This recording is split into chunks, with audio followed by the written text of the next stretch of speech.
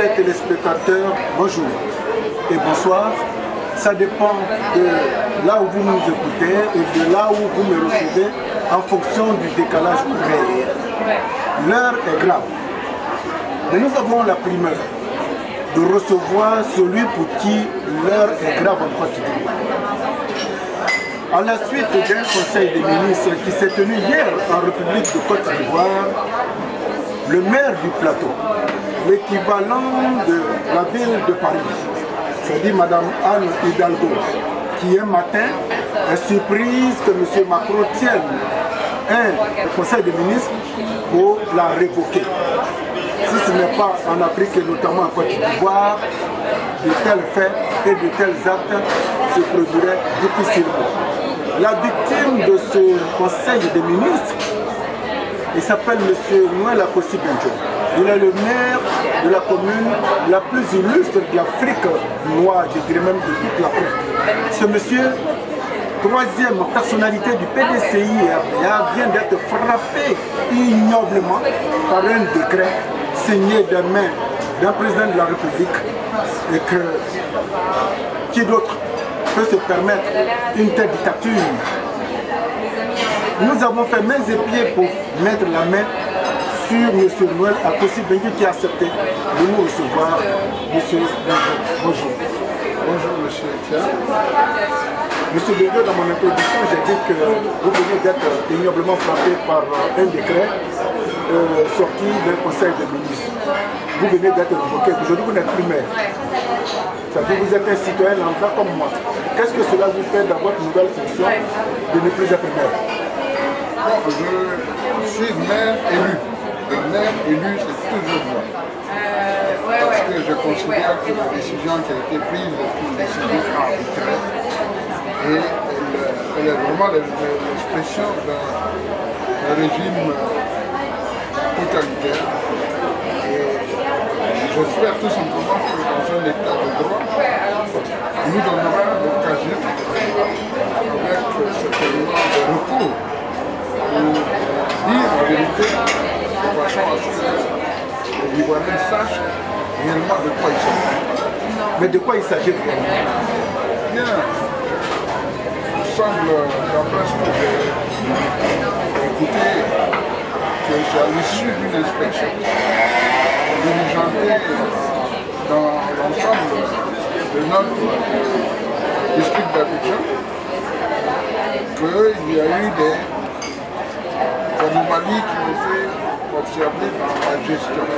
Et comme je n'étais pas là, et comme je ne sais pas de quoi il s'agit, je voudrais tout simplement dire qu'une inspection doit se faire en présence de l'inspecté, l'audité.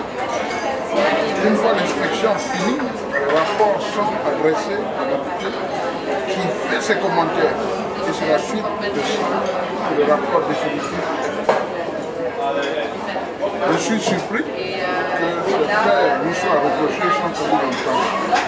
Je suppose tout simplement que c'est une erreur. C'est une erreur et que la vérité va se rétablir. Et que l'erreur sera tout simplement corrigée. Mais cela dit, bon, on sait quand même que les raisons pour lesquelles cette inspection a été diligentée avec la célérité inhabituelle. Vous savez que nous sommes au PDCI et le PDCI, dans ses positions telles que nous les connaissons, on va en arriver, oui, on va en arriver. Alors, c'est la première fois qu'un maire comme vous êtes appelé au Maroc pour recevoir des prix qui honorent la Côte d'Ivoire, votre pays, et qu'en lieu de vous recevoir sur un tapis rouge pour vous féliciter, on vous blâme au point même de vous révoquer.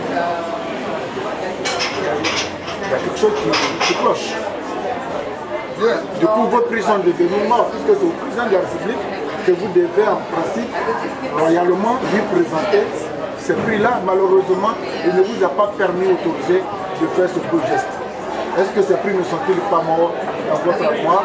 Non, les prix ne sont pas morts parce que ces prix ont été présenté à toute la communauté internationale. Et je n'ai pas été le seul primé. Il y a eu le maire de Flandre au Maroc, qui a reçu le prix de la commune propre et la commune qui a le meilleur assainissement. Nous étions dans le dos de l'Europe. Et ce prix est toujours disponible.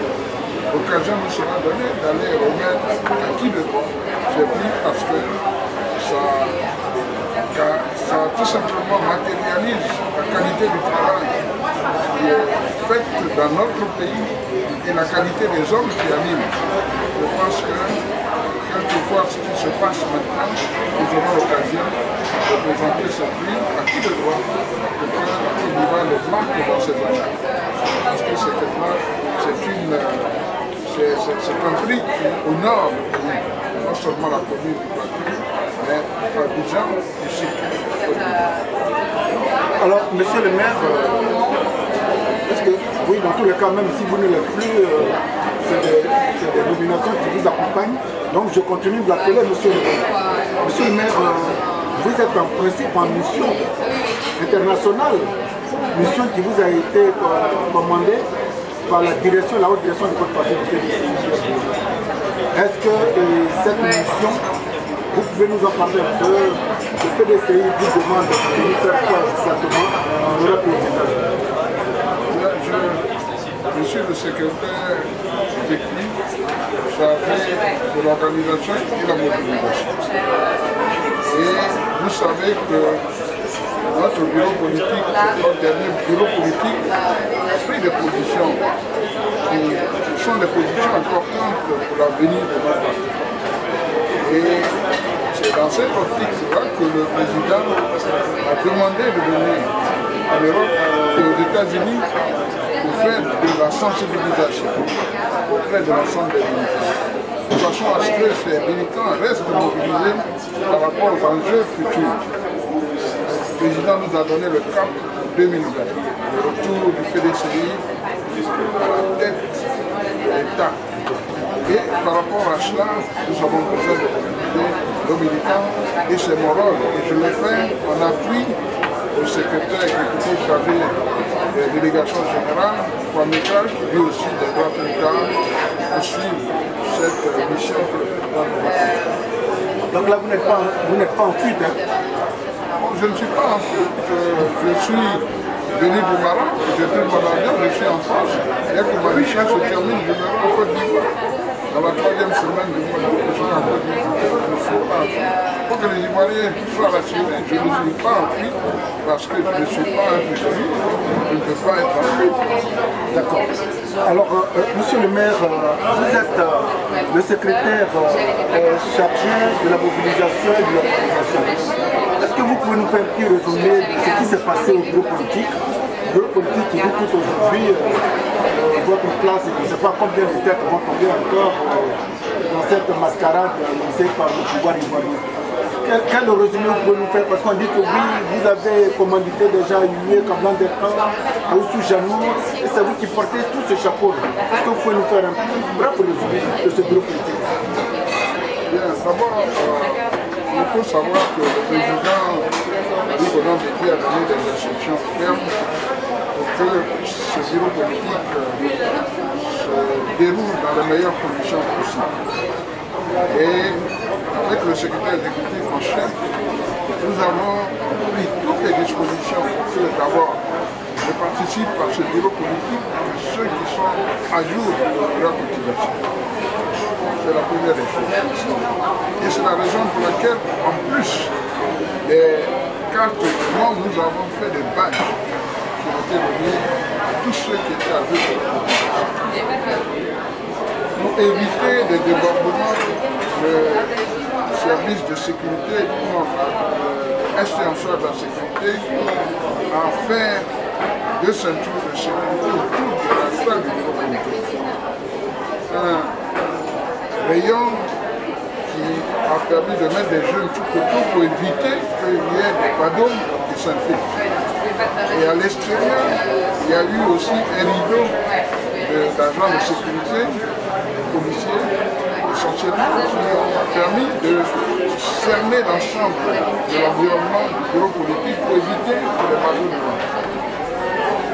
Lorsque le président Bédié est rentré pour ouvrir le bureau politique, une communication a été la précédée, de façon à informer l'ensemble de ceux qui étaient dans la salle, c'est-à-dire surtout les journalistes qui devaient accueillir le président, et tous ceux qui étaient là dans le cortège de certaines personnalités ont été avertis que dès que le président va rentrer à l'ouverture, qu'ils seront tous obligés de sortir pour permettre au monde du bureau politique de s'exprimer. C'est ce qui a été fait.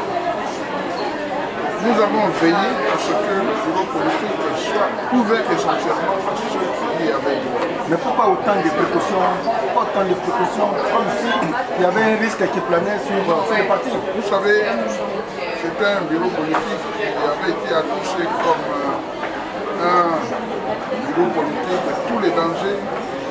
Et c'était aussi par rapport au sujet, essentiellement la décision concernant le parti unifié, il fallait faire en sorte que nous soyons dans un environnement où chacun se sent en sécurité, parce qu'il y a eu quand même des échos sur les désirs de certaines personnes perturbées sur cette réunion. Donc nous avons fait en sorte que l'environnement de ce bureau politique soit le plus sécurisé possible. Et ensuite, le président a dirigé ce bureau politique comme il a l'habitude de le faire. C'est-à-dire qu'on a permis à l'ensemble des militants de s'exprimer. Comme dans toute manifestation de ce genre public, lorsque vous avez des positions qui ne conviennent pas, il y a des réactions, des remous. Que ce soit l'Assemblée nationale française, que ce soit parfois à la Douma, on a vu des séances de travail où il y a des réactions. Mais cela ne donne pas raison à penser que c'est des choses qui sont orchestrées. Rien n'a été orchestré. Et je suis persuadé que pour ceux qui étaient à l'intérieur de cette salle, tout le monde a compris la tendance. La tendance est exprimée à travers les résolutions de ce bureau politique qui était clair sur ce qu'il fallait faire par rapport au bureau politique. Bien, effectivement, ceux qui n'ont pas pu s'imposer pour donner des interprétations à ce qui s'est passé, mais je voudrais tout simplement rassurer les militants et les militants, à toute l'opinion nationale et internationale, que ce bureau politique a été organisé dans les meilleures conditions possibles et que les résolutions reflètent ce que les militants ont voulu à l'occasion de cette condition. Alors, c'est un bureau politique qui a permis aujourd'hui l'éclatement du PDCI, puisqu'il y a des anti-RHDP et il y a des pro-RHDP dont vous faites. Donc vous êtes anti-RHDP. Bon, cette tendance a permis au ministre Adjumani de créer un courant qu'on a perçu les traces du président Félix Houphouët-Boigny, qui m'a-t-on dit, avant que je ne vienne vous rencontrer, risque d'être déclaré comme parti politique.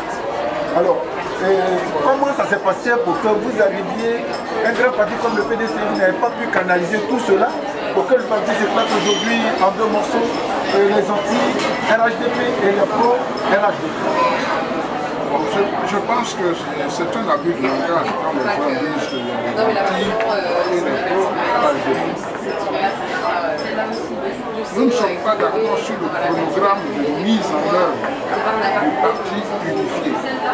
Le RHDP, c'est une plateforme qui n'a rien à voir avec le parti unifié, qui est la phase achevée de ce processus de passage au parti unifié. Étant entendu que nous vivons le RHDP, nous vivons cette alliance, nous avons ce qu'on appelle un mouvement politique. Oui, mais cette plateforme n'existe plus, monsieur le maire. Aujourd'hui, c'est devenu un parti unifié RHDP. Je continue pour dire que nous avons, avant cette réunion de construction du RHDP, nous étions en plateforme. Oui. Et cette plateforme devait, dans le temps, être liée en partie politique. Ce qui nous différencie, c'est le chronogramme. Et ce chronogramme, pour ceux qui sont pour le parti unifié, comme on l'entend immédiatement, c'est sûr que vous avez vu continuer à se battre à travers un courant. Les autres sont des militants du PDCI qui considèrent que la création du parti unifié est prématurée et qu'il fallait le faire après les élections présidentielles de 2020. Je vais expliquer pourquoi. Avant ou après, le PDC va disparaître, même après 2020 ou après 2040. Dans ce concept, le PDC va disparaître. Je vais déjà expliquer pourquoi c'était prématuré. La création du parti unifié ne peut pas se faire lorsque nous n'avons pas, tant que nous n'avons pas levé 4 lois. Le premier, c'est la liquidation du contentieux sur l'appel de Daouklo. Dans l'appel de Daouklo, le président a bien indiqué, au moment où nous devons aller rendre à nos militants, qu'il fallait mettre en avant l'alternance et la paix. C'est les éléments qui ont justifié nos missions. Notre mission pour aller... Votre allié dit que vous êtes devenus tous des amnésiques parce que ce que vous dites, lui, n'a pas retenu. On continue. Nous sommes allés rendre à nos militants l'alternance et la paix. Ce qu'on dit, c'est que cet aspect n'est pas encore levé parce que notre allié, effectivement, ne reconnaît pas avoir pris des engagements par rapport à l'alternance. Et ça nous pose des problèmes vis-à-vis de nos militants puisque nous avons avancé cet argument. Ensuite, la paix dont on parle. C'est vrai que le RHDP a contribué à avoir une paix relative dans le pays, mais sachant que cette paix relative que nous avons a été aussi due au fait que le PDCI a renoncé à la conquête du pouvoir en tant que parti. Vous imaginez ce qui se serait passé. C'était la grande erreur que vous avez commise, monsieur le maire. Oui. Comme un parti politique comme le PDCI, à la veille d'une élection aussi capitale, vous dites non, nous on ne veut pas aller et on préfère que soutenir l'allié. Voilà, aujourd'hui, il ne vous rend pas l'ascenseur comme vous l'aurez souhaité. Oui. Et il vous traite d'amnésique, même le président de dire calomnier de tout part. J'essaie de dire que j'essaie de donner les arguments qui ne sont pas la réaction immédiate du parti. J'ai dit qu'on est au niveau de la paix. On a l'impression, et tout le monde le dit, c'est le RHDP qui fait qu'il y a une paix. D'accord, mais si le PDC avait réclamé les 600 000 voix promis au président Bédié en 2010, puisqu'on aurait eu la paix malgré le RHDP, qu'est-ce qui se serait passé en 2015 si le président, si le PDC avait présenté un candidat? Qu'est-ce qui se serait passé? La preuve, c'est que dès que le PDC veut exercer le pouvoir, on nous oppose le spectre de la guerre. Donc je pense que c'est la rénonciation au pouvoir du PDC qui a été une des raisons pour lesquelles nous avons une paix relative. Mais cela dit, nous avons une paix relative entre nous. Mais la paix avec les autres, nous avons un pays dans lequel la moitié des populations nous regardent comme chiens de faïence. Et il faut quand même savoir que le pays n'a jamais été aussi divisé. Au RDR, entre les Soroïs et les Ouattaraïs, nous avons le RPI entre les Sangaris et les Aflis. Nous avons au PDC l'anti-RHDP, l'RHDP, le MFA est divisé, l'UPC est divisé. Comment voulez-vous parler de paix dans des conditions comme ça? Donc les conditions de l'alternance et la paix que nous avons promis aux populations pour aller soutenir le président ne sont plus remplies. Ça c'est le premier aspect. Le deuxième aspect, on va s'appuyer sur le RHDP comme groupement politique. Mais le RHDP, c'est d'abord les coordinations locales qu'on a mises en place. C'est moi, avec M. Bitogo, sous l'autorité de Soumaro et Mini Dikawé, qui avons installé les coordinations. Mais ces coordinations n'ont jamais marché, fonctionné, aucun rapport. La base ne veut pas. La base ne veut pas de vous. En fait, c'est parce qu'on n'a pas su faire fonctionner ces coordinations. Elles n'ont jamais fonctionné, elles n'ont jamais eu de réunion. Donc ce que je dis, c'est que comment voulez-vous créer un parti en s'appuyant sur quelque chose qui ne fonctionne pas? Donc on ne peut pas bâtir sur du sable. Pour construire un édifice, il faut un roc, il faut une fondation. Donc on pense que c'est prématuré. Le troisième préalable, c'est un peu les risques de scission. Mais c'est arrivé là. C'est impossible. Ce que vous évoquez, ce dont vous redoutez, c'est arrivé là. Et si quelqu'un peut nous dire, qui peut nous dire que la création du parti unifié ne créera pas la scission? La preuve, c'est qu'on a une grande partie de nos militants qui ne sont pas prêts. Et le risque pour le PDCI de s'engager, c'est d'avoir la scission. Je vous dis qu'il y en a qui ont déjà des statuts prêts pour créer le PDCI original. Donc, les risques pour le PDCI sont trop forts pour aller au parti unifié. Et en quatrième préalable, c'est ce que j'ai dit, les dividendes même de notre alliance. Faisons le bilan. Qu'est-ce que le PDCI a gagné? Qu'est-ce que le pays a gagné? Bon, lorsqu'on aura levé tous ces préalables en ce moment-là, je pense qu'on sera des conditions pour aller rapidement au parti unifié. Mais aujourd'hui, c'est prématuré et les militants l'ont exprimé à l'occasion du bureau politique. Et ce qui a été exprimé au bureau politique est ce qui est ressenti à la base. Et nous sommes heureux que le bureau politique ait pris cette attitude, cette position qui nous permet de bien montrer aux Ivoiriens que nous aimons d'abord la Côte d'Ivoire et parce que nous aimons la Côte d'Ivoire, nous ne pouvons pas faire n'importe quoi parce que nous avons des intérêts. Avec M. Bengo, nous allons aborder le problème de la CEI. Alors, vous êtes allé déposer votre demande, votre dossier de candidature. Et pendant l'enrôlement, c'est la vote commune, c'est vous qui avez permis aux Ivoiriens de se rendre compte que l'opération de l'enrôlement a été bâclée parce que la petite commune du plateau a enregistré tellement de fraudes que vous les avez décriées. Vous n'avez pas encore obtenu gain de cause et voilà que, monsieur le maire, la CEI en état, est-ce qu'elle peut vous permettre d'aller à une élection et gagner même une seule commune? La preuve. Vous êtes taxé, vous venez d'être complètement démis de vos fonctions. Dans ces conditions, dans quelle élection vous allez partir demain? Bien, le problème de la commission électorale indépendante est un problème fondamental.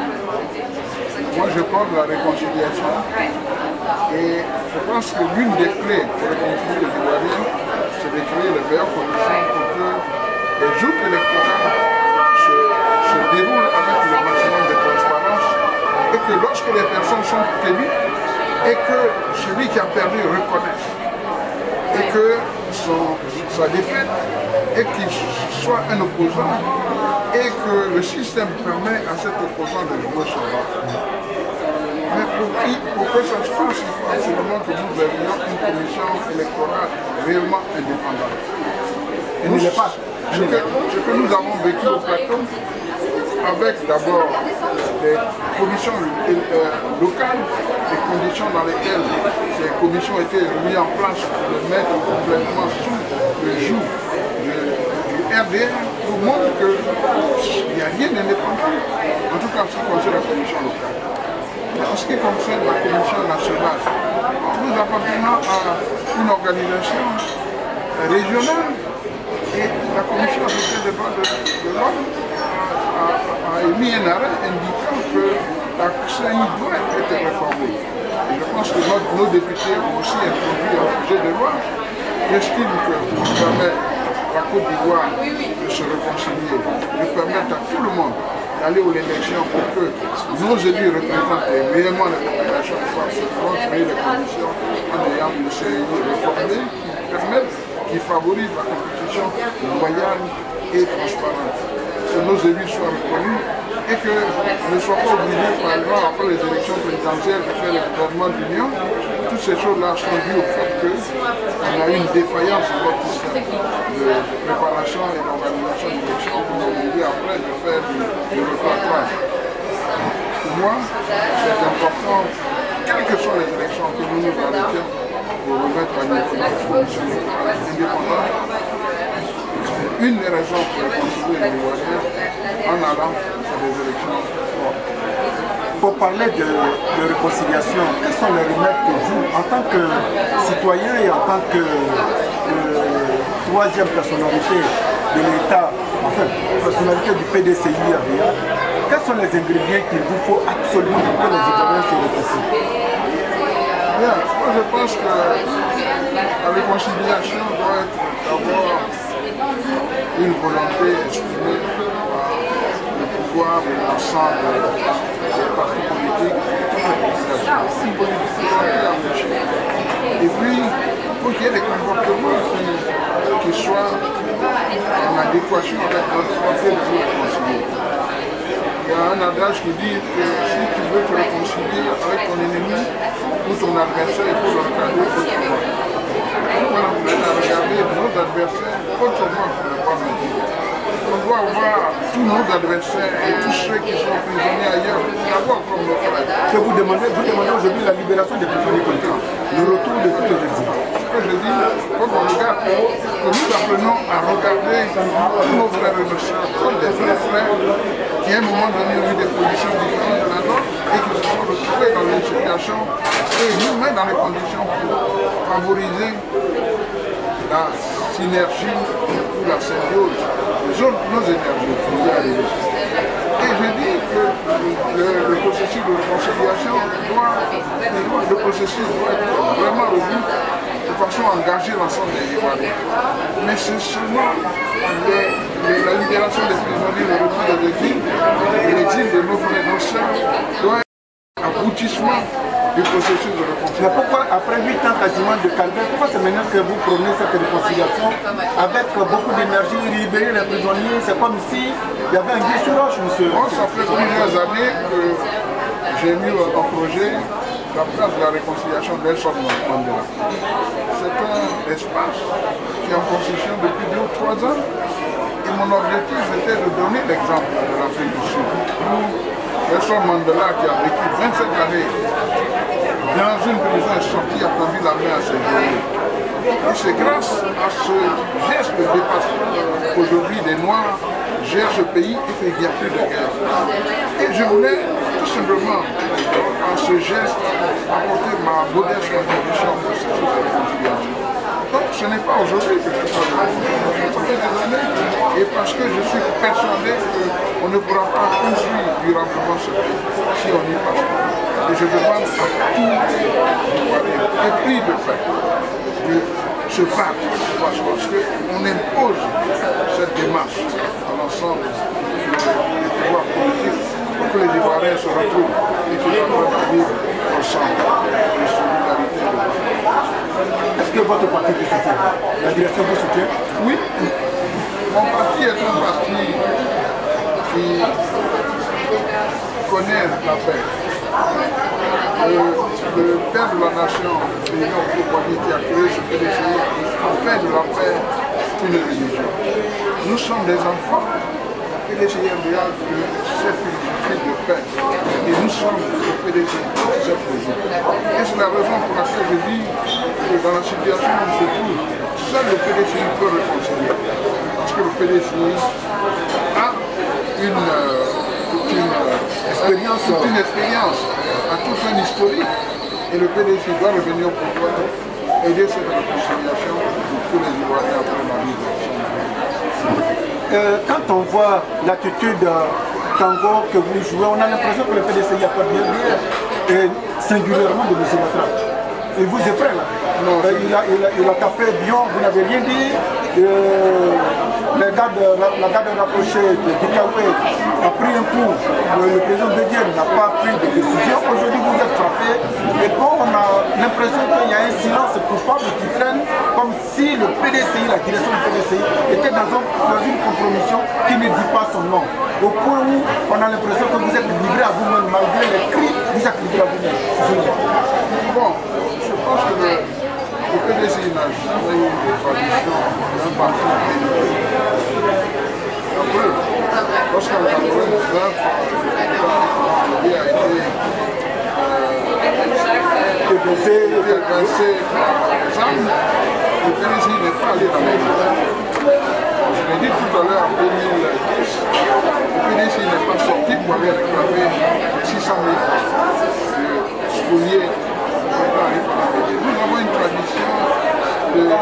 de dialogue, de paix.